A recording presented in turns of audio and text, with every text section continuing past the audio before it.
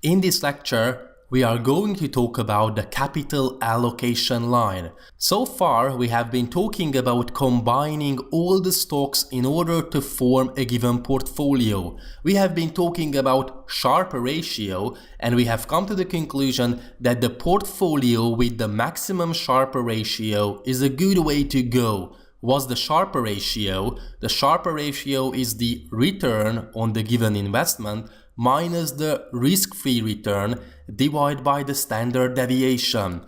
So the higher the better. Higher Sharpe Ratio means better investment. But of course we have to consider risk-free assets, for example government bonds or treasury bills. So if you don't want to take any risk, you have to go with risk-free assets. That's why, as you can see, the risk is zero basically. Okay, there is some probability of default for a government, for example, but the risk is very small. It is approximately equals to zero. So investors are able to include these risk-free assets, so government bonds or treasury bills, with stocks-related portfolios.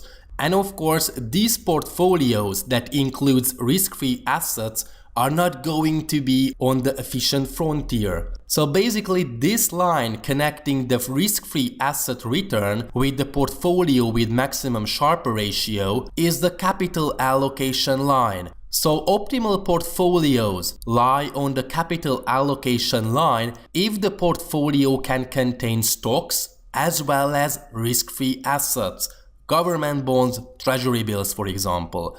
So what does it mean? That if you don't want to take any risk, you are going to be on this part of the capital allocation line. So you don't include any risky stocks in your portfolio, you just stick with risk-free assets.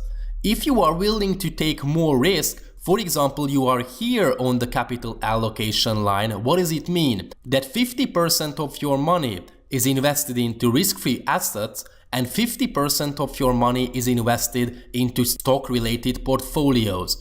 If you want to invest all of your money into stock-related portfolios, then basically the portfolio with maximum Sharpe Ratio is the best way to go. So if you do so, you are here on the capital allocation line. And you are able to be somewhere here on the capital allocation line, which means that you are borrowing some money.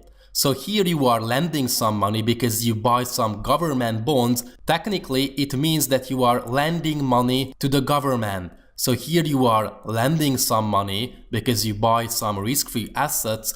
Here you invest all of your money into stock-related portfolios with maximum Sharpe Ratio. And here you are borrowing some money. So lending some money, borrowing some money. And if you are not dealing with risk-free assets, then the portfolio with maximum Sharpe Ratio is the best choice. So this is the so-called capital allocation line. It is because of the fact that investors can deal with risk-free assets, government bonds and treasury bills, for example. Thanks for watching.